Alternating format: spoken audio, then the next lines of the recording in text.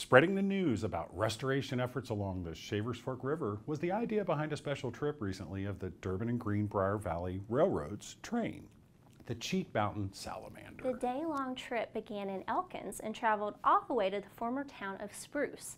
We boarded the train at Cheat Bridge. For train buffs, a trip on the Cheat Mountain Salamander is a journey through the past, with its 1950s vintage locomotives and passenger cars.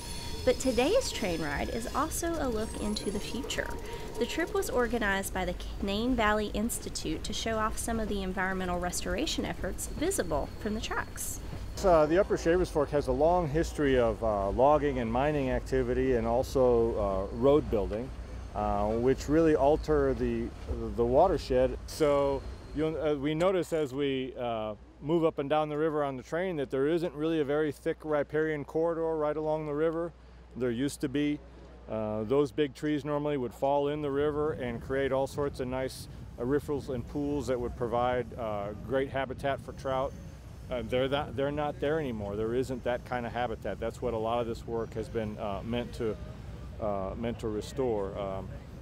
Some of the other impact has been acid mine drainage and acid precipitation in the upper watershed, and so DNR has remedied that by creating some fine limestone dump sites in little tributaries that go into the river that then provide some treatment, buffer the acid in the drainage and the precipitation as it moves into the river, and improves water quality for fish there.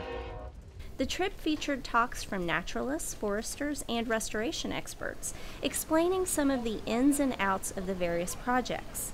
Organizers say putting all the work into context helps visitors understand the complexities of stream restoration. I think this trip really does help. It's great for people to see and have these things interpreted for them by the experts who help build these things.